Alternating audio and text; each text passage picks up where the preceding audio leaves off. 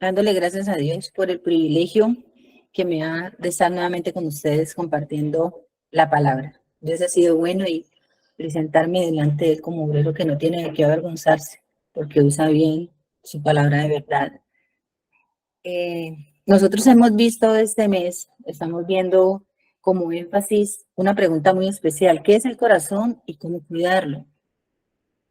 Cuando yo veía el énfasis, no lo hacía como al principio, la primera vez que lo vi, me estaba saltando los signos de pregunta. Y esa era, y eso es una parte muy importante. Pero vamos a empezar con algo muy especial y comencemos recordando que fue Pablo quien escribió, el apóstol Pablo, quien escribió la epístola a los romanos. Y Pablo escribió esa epístola cuando se encontraba aún en Corinto. Y hasta ese momento Pablo no había ido a Roma como cristiano, como hijo de Dios, a llevar la palabra. Él no había ido y deseaba mucho ir a Roma, después de pasar de Jerusalén a España, y después pasaría a Roma, pero él en Jerusalén fue puesto preso. Entonces, cuando Pablo va a Roma, va como con calidad de preso, y él había escrito esta carta, y entonces él la envía. Pablo en esta epístola a la iglesia, le está hablando a la iglesia de ese tiempo, pero hoy también nos habla a nosotros. Y les estaba hablando y nos habla acerca de quién es Dios, de quién es Él y lo que ha hecho. Nos habla de Jesucristo, de lo que Él logró con su muerte y resurrección, reconciliarnos con el Padre, darnos salvación y vida eterna. Nos dice acerca de nosotros mismos, de quiénes éramos sin Cristo y lo que somos después de haberle creído, de haber confiado en Él, de haberle recibido, y su obra redentora en la cruz, después de obedecerle y caminar con Él. Así que la epístola a los romanos es considerada por muchos como la más importante, pues pues el tema central de esta epístola es el evangelio de la salvación por parte de Dios para todo creyente. Romano nos habla del perdón, de la santificación, y contiene la explicación más completa de la doctrina de la justificación por la fe en Jesucristo. Y vamos a ver un poco sobre la justificación. La justificación es el acto de gracia de Dios por el cual declara justo al pecador, únicamente a través de la fe en Jesucristo. La justificación es una declaración formal y legal en la que Dios pronuncia su decisión inocente. La justificación es una declaración eterna. Dios nos justifica para siempre. La justificación por la fe es la respuesta de Dios a las preguntas más religiosas y básicas. ¿Cómo puede un hombre o una mujer estar bien con Dios?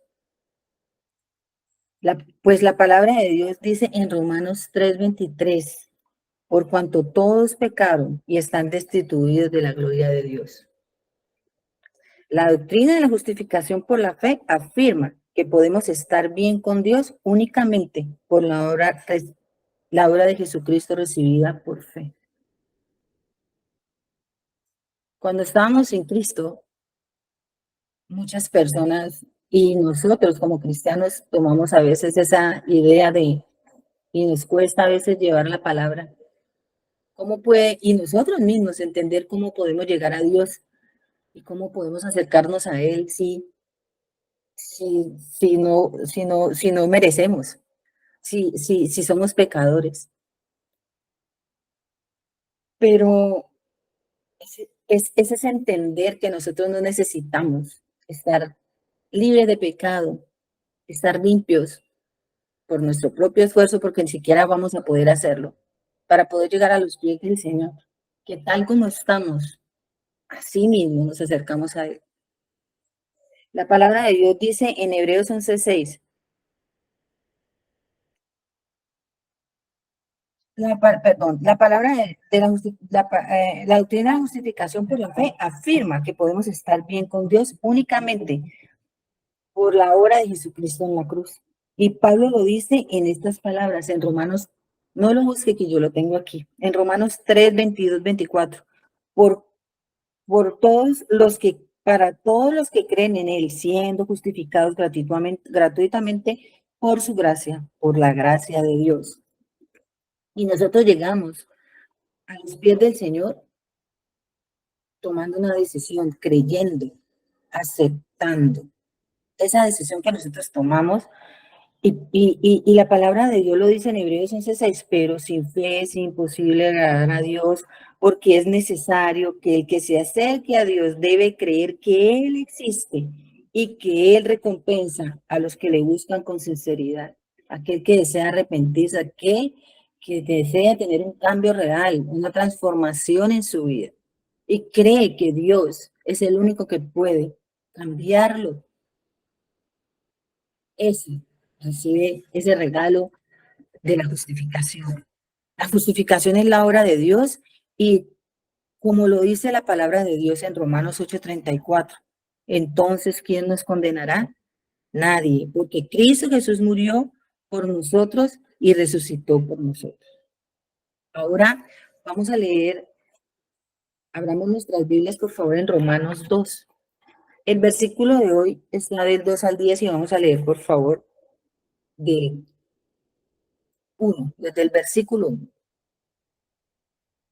Por lo cual eres inescrutable, hombre, quien quiera que seas tú que juzgas, pues en lo que juzgas a otro te condenarás a ti mismo, porque tú que juzgas haces lo mismo. Mas sabemos que el juicio de Dios contra los que practican tales cosas es según verdad.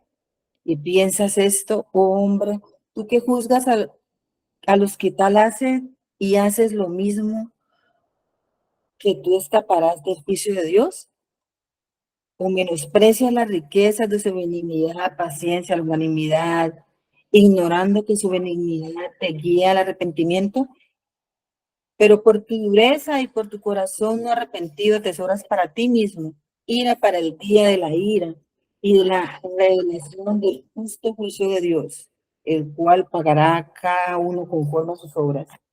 Vida eterna a los que perseverando en bien hacer buscan gloria, honra, inmortalidad. Pero ira y enojo a los que son contenciosos y no obedecen a la verdad, sino que obedecen a la injusticia. Tribulación y angustia sobre todo ser humano que hace lo malo, el judío primeramente y también al griego, pero gloria y honra y paz a todo el que hace lo bueno, al judío primeramente y también al griego. Y en el 11 dice, porque no hay acepción de personas para con Dios.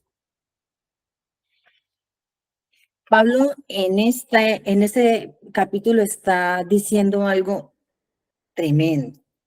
Pero para que nos pongamos un poco en contexto, veamos algo que veamos cómo inicia Pablo la carta de Romanos.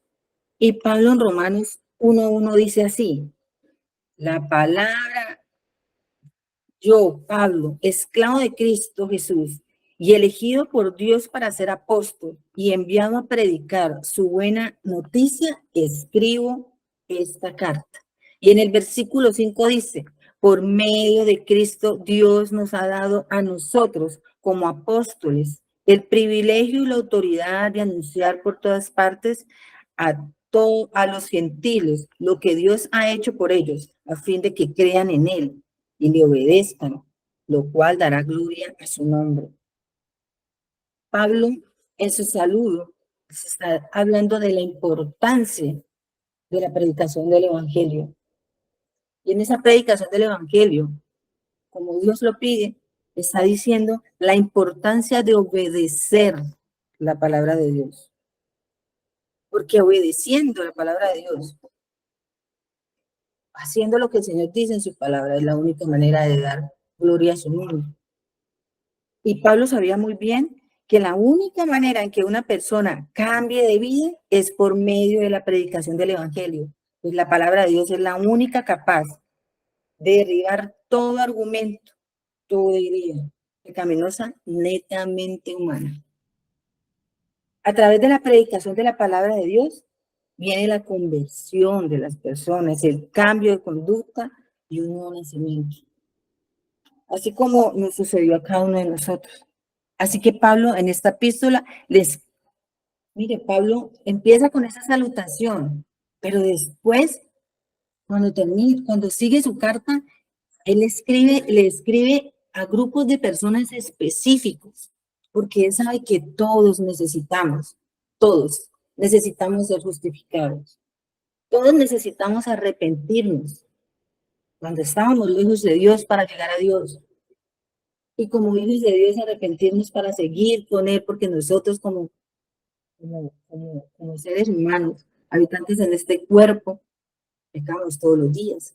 Entonces, Pablo le escribe a cada grupo en particular y en el capítulo 1, del 18 al 32, se refiere a las personas que llamamos hedonitas. Estas son las que dicen los únicos estándares para mi conducta son los que yo me pongo.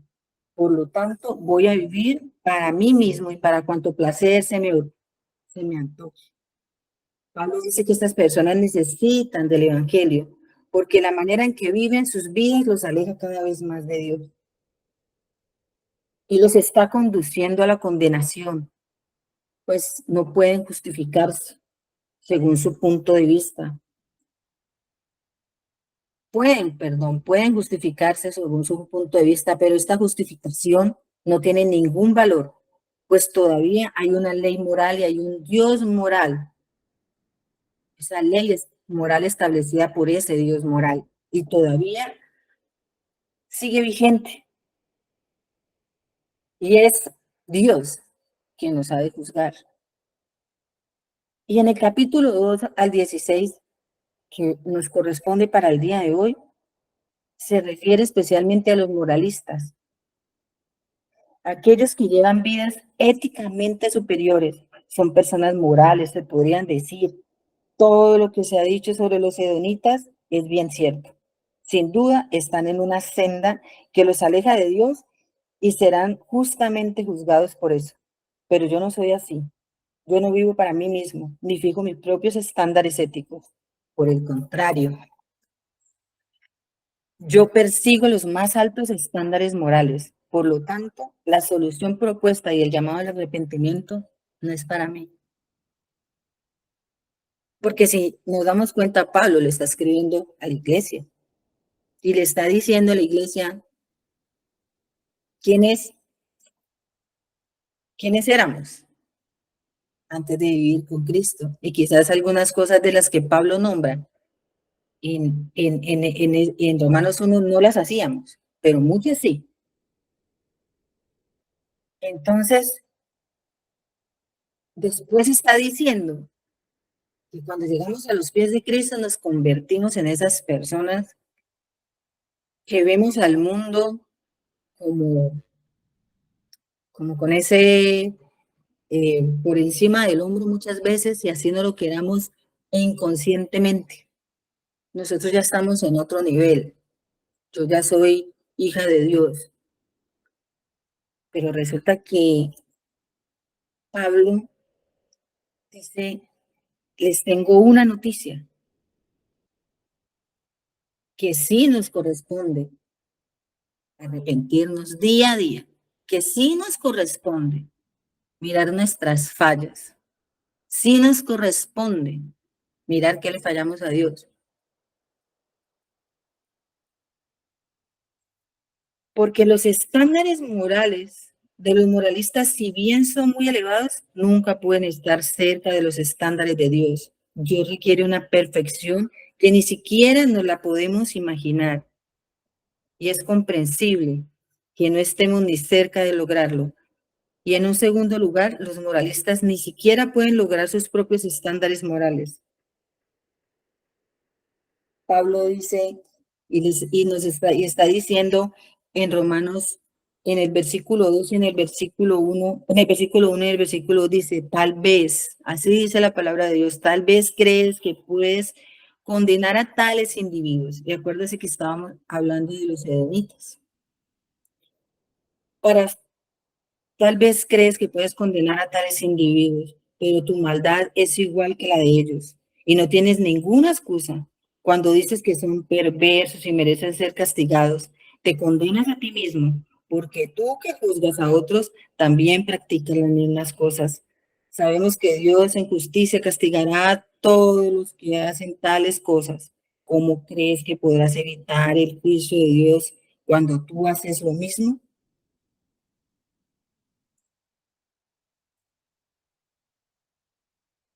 Y en el versículo 3 vuelve y nos dice, y piensas esto, hombre, tú que juzgas a los que tal hacen y lo mismo que tú escaparás del juicio de Dios. Y dice en el 4, o menosprecias las riquezas de su benignidad, paciencia, longanimidad, ignorando que su benignidad te guía al arrepentimiento. La palabra benignidad y la palabra paciencia y longanimidad están unidas y significan casi lo mismo.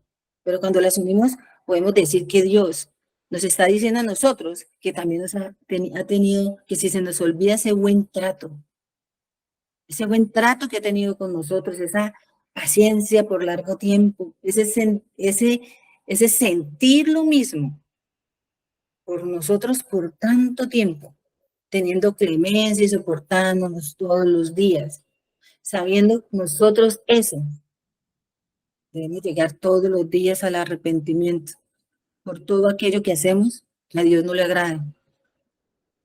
Y no se nos puede olvidar, no se nos puede olvidar que Él aún a nosotros, sus hijos, nos sigue teniendo paciencia, sigue esperando, de que todos los días caminemos conforme su voluntad sea, porque no somos perfectos, porque nos equivocamos. Y Pablo usa la palabra juzgar 2 veces en el versículo 1 y una vez en el versículo 3. Y veamos el significado de la palabra juzgar. La palabra juzgar en el original se escribe chafar. Y esta significa pronunciar sentencia, castigar, hacer las veces de juez, estar ejerciendo gobierno sobre otra persona.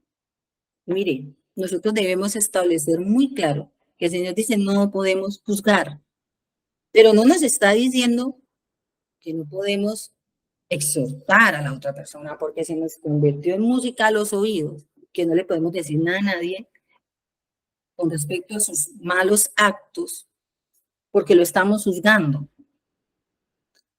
Pero si nos damos cuenta aquí, la palabra juzgar es establecer sentencia sobre otra persona. Y realmente Dios es el que juzga, no nosotros. Dios es quien condena, no nosotros. Dios es quien castiga, no nosotros. Dios es quien juzga y dicta sentencia. Y en ese caso, nosotros nunca lo podemos hacer. No podemos juzgar, señalar la culpabilidad de los actos de otro. Pero por eso nos habla Pablo del principio del Evangelio, de llevar la palabra de Dios, porque no hay nada que nos confronte a nosotros mismos con nuestro propio pecado que la palabra de Dios. No hay nada que nos muestre a nosotros mismos en nuestro interior qué mal estamos haciendo sino la palabra de Dios.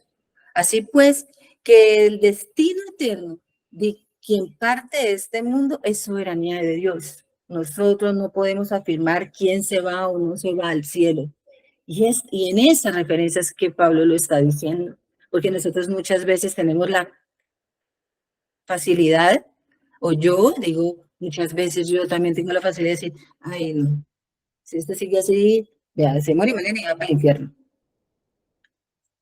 O nosotros tenemos la mala costumbre de decirle a la gente pecadora, y lo hemos escuchado, quizás no nosotros en nuestra iglesia lo hemos dicho, pero lo hemos escuchado muchas personas decir, ese pecador y te vas a ir al infierno, y de esa manera que falta tanto amor.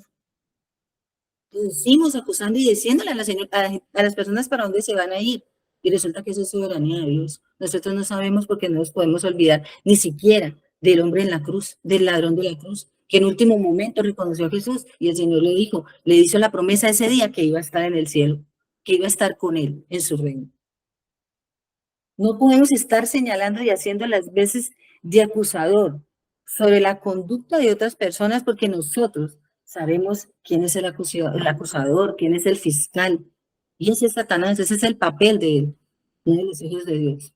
Los hijos de Dios exhortan, los hijos de Dios aman, los hijos de Dios llevan la palabra de Dios. Eso hacemos los hijos de Dios. No podemos presentar defensa. Nosotros no podemos defender a nadie delante del Padre, porque no nos podemos olvidar de lo que hemos criticado de las misas pagadas para las indulgencias, porque el único defensor nuestro es Jesucristo, y Él presenta defensa a nosotros delante del Padre. Y no podemos convencer a nadie de que renueve su vida, de que salga del camino, porque esa es la obra del Espíritu Santo. Y algunos, de cierta manera, diremos, todo eso que estamos diciendo es cierto. Nosotros no podemos juzgar ni señalar, porque hay una frase muy especial que nos hemos aprendido de memoria, que dice, Dios ama al pecador y odia el pecado. Y es cierto, porque Dios por amor dio a su Hijo unigénito para que todo aquel que en él crea no se pierda, mas tenga vida eterna. Pero nosotros no podemos lanzar una frase como esta, solamente así. Esta frase debe ser dicha a la luz de la palabra de Dios, porque dicha así de esta manera no es bíblica. Esta frase, dicha de tal manera, la dijo Mahatma Gandhi, un hombre común y corriente, un hombre que tenía una vida con muchas cosas buenas, pero que también tenía muchas cosas que ocultar. Y para justificar el pecado y no querer salir de él, podemos decir, Dios me ama, tal como soy. Y me hace acordar de alguien que me dijo, no, pues yo puedo vivir mi vida como quiera, porque al fin y al cabo Dios me ama. Es que Dios no la ama solo a usted porque va a la iglesia. Es que Dios nos ama a todos. Porque es que Dios ama al pecador. Él aborrece el pecado. Pero es que Dios donde está el pecado no habita. No puede habitar con el pecado. Y si sabemos que Dios no puede habitar con el pecado, debemos recordar a Jesucristo en la cruz. Que Dios lo dejó solo por un tiempo. Por un momento dijo, Señor, ¿por qué me has abandonado? Porque estaba envuelto en el pecado y escuchó el silencio de Dios. Porque Dios no habita donde hay pecado. Y si bien es cierto, donde abunda el pecado, sobreabunda la gracia, porque eso podemos estar diciendo en nuestro corazón, sí, es que donde hay pecado debemos llevar el Evangelio porque está la propuesta, está la invitación a recibir a Jesús y arrepentirse, a caminar con Él. Esa es la gracia que sobreabunda, el favor inmerecido de Dios. Por eso todo lo que decimos, debemos decirlo a la luz de la palabra, no a la luz de las emociones.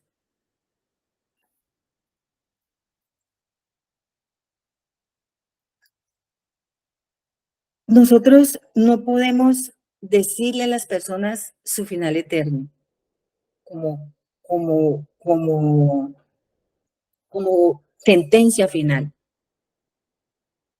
Pero sí podemos llevar, mire, no hay nada que confronte más al ser humano y por eso no nos gusta ir a la iglesia. Por eso no nos gusta caminar con Cristo, porque nos ven la palabra de Dios y hasta ahí llegamos.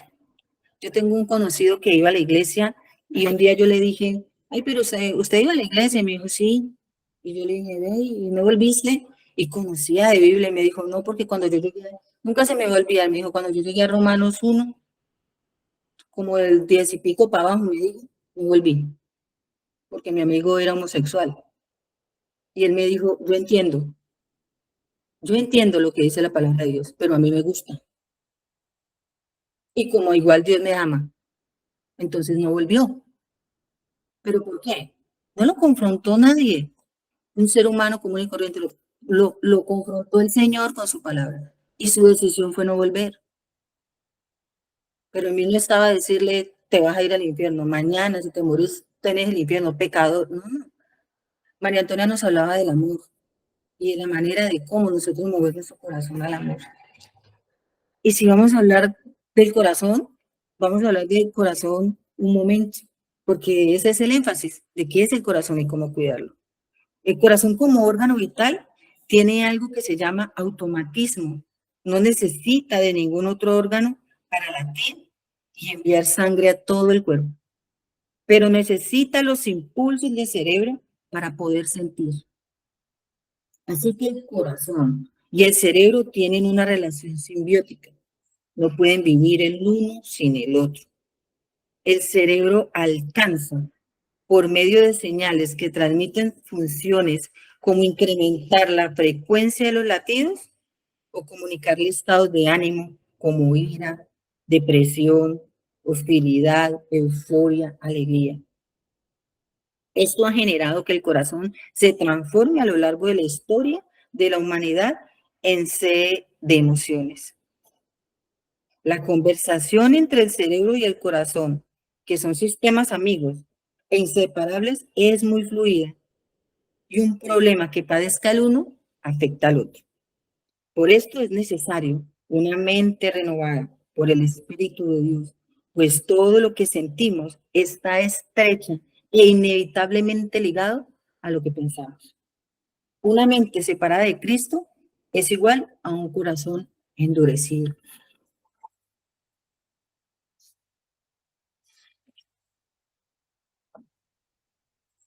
Cuando una persona, y antes de decir esto, vamos al versículo 5, dice, por tu dureza de corazón y por tu corazón no arrepentido, atesoras para ti mismo ira en el día de la ira. Y esta dureza es la incapacidad de aceptar, aceptar. ¿Quién es que nosotros aún pecamos? La dureza de aceptar en amor que también éramos y seguimos siendo muchas veces como aquellos hedonitas. Todavía tenemos tanto porque esa es la lucha entre el viejo y el nuevo hombre. Esa lucha que nunca se va a acabar. Este, este hombre debe morir. Esa es la promesa del Señor. Vida eterna. Pero para tener vida eterna tenemos que morir físicamente, este cuerpo. Y todo lo que en él hay, nuestros pensamientos y todo aquello debe ser renovado para que cuando vamos al Señor ese cuerpo sea cambiado por un cuerpo incorruptible que no ha conocido pecado, para poder estar delante de la presencia de Dios. Pero mientras estemos aquí, esa lucha va a seguir constante y tenemos que cuidar mucho lo que pensamos y por eso necesitamos escudriñar la palabra de Dios y estar siempre en ella. Porque si nos apartamos, Julián un día predicó, perdemos a Jesucristo de vista. Y el perder a Jesucristo de vista, el estar revisando al hombre, poniendo la mirada en el hombre. Dios no ve lo que nosotros somos en ese momento. Yo me acuerdo que algún día también me dijo Julián, es que yo no veo la que usted, sino la que va a llegar a ser en las manos del Señor. Todo lo que el Señor puede hacer en usted. Y a eso es que el Señor nos llama. A ver en estos que están afuera, llevándoles el Evangelio en amor, todo lo que el Señor hizo en nosotros, todo lo que puede hacer en ellos. Y miren, cuando una persona tiene, vamos nuevamente a lo que estábamos hablando del corazón y el cerebro, cuando una persona tiene muerte cerebral, su corazón puede seguir latiendo. Mire, mire, mire, mire lo especial que es el corazón. Puede seguir latiendo por días, por meses, por años, pero decimos, esa persona está muerta en vida. Hay una diferencia, y es que cuando el cerebro se desconecta, el corazón sigue latiendo. Lo que nosotros hacemos es no respirar. Por eso decimos también que sin Dios nada podemos hacer, porque y te necesitamos Dios más que el aire que respiramos, porque Señor, si se desconecta el cerebro, los pulmones se quedan quietos y por eso necesitan una máquina para que los ponga a respirar. Pero el corazón sí puede seguir latiendo y late por mucho tiempo. Pero ese corazón es un corazón sin sensibilidad alguna, un corazón incapaz de sentir, un corazón sin sensibilidad alguna ante el dolor ajeno o el destino eterno de otro ser humano. Indudablemente, el resultado de una mente no renovada es un corazón endurecido. Una persona con un corazón y una mente transformados busca siempre la aprobación de Dios. Así que esa es la mejor manera de cuidar el corazón. Nosotros somos felices, porque Pablo en este versículo más abajo también le habla a los religiosos. Y nosotros debemos entender que nosotros debemos buscar siempre agradar a Dios. Y nosotros muchas veces nos sentimos felices porque Dios nos usa. Y sí, es grato, es un privilegio ser usado por Dios. Pero el ser usados por Dios también debe ir cogido de la mano con ser aprobados por Dios y no por el mundo. Entonces es ahí donde nosotros podemos decir, ¿cuánto nos interesa ser amigos del mundo, de las cosas del mundo tal como son? Porque cuando nosotros predicamos el Evangelio, a las personas no les gusta, por lo que les decía antes, estamos siendo confrontados con el pecado. Por eso no nos gusta y no vamos a ser amigos. Pero no podemos olvidar que dice que el Señor, la salvación no es por obras, pero las obras son el resultado de una relación con Dios. Y acá en el versículo 7, vida eterna a los que perseverando en bien hacer buscan gloria y honra e inmortalidad. Nosotros debemos buscar hacer el bien siempre, tratar con amor. Y ese amor nos lleva a entender que el otro, en su, ese hedonita, ese que no ha llegado a los pies de Cristo, está separado del Señor y que necesita esa salvación, necesita reconocer, y de eso habla el Señor. No llegue juzgando ni señalando, llegue con amor y con la palabra de Dios. Llegue con el Evangelio. Pablo mismo lo dijo. Nosotros somos enviados a llevar la palabra de Dios. No llegue con idea de hombre, no llegue con frases de hombre, llegue con la palabra de Dios. Es la mejor manera de cuidar el corazón. Estar siempre escudriñando las palabras de Dios y dependiendo de ello para todo. Estar en tiempo de oración. Recuerden que el corazón y el cerebro tienen una relación simbiótica. Se necesitan. Nosotros necesitamos que Dios controle nuestra mente, nuestros pensamientos, llevar nuestras ideas, llevar todo razonamiento, llevar todo pensamiento a los pies de Cristo para que nuestro corazón sea convertido en un corazón de carne. Nuestra mente debe ser transformada para que nuestro corazón pueda tener amor y sensibilidad por otros. Y no está hablando solo para afuera, sino dentro de la iglesia. Dentro de la iglesia, sus hermanos, nuestros hermanos, nosotros nos exhortamos, nos amamos y nos llamamos con amor. Y decimos que yo también he fallado. Y como tú fallas, Dios nos puede perdonar, pero en amor. Por eso hay que orar antes de conversar con el hermano. Por eso hay que pedirle a Dios que tome el control de todo lo que vamos a decir.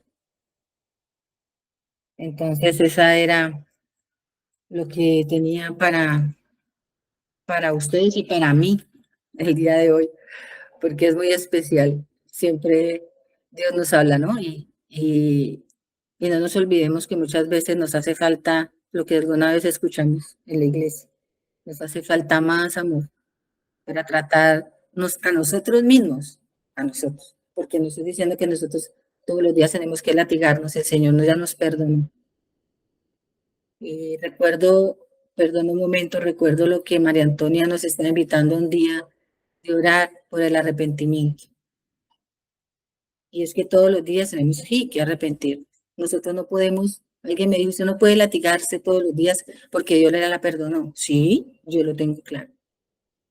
Pero Dios me enseñó hace unos días que yo había pedido perdón por lo que yo, Claudia, consideraba que había hecho mal y de lo que yo creía que tenía que arrepentirme.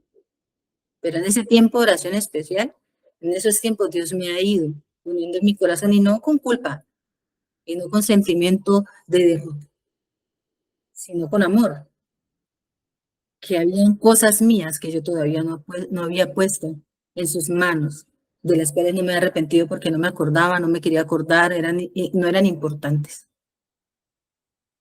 Y me hizo entender, y me ha hecho entender que aún en mi corazón, en mi mente, hay cosas que yo debo todavía arrepentirme y poner en sus manos.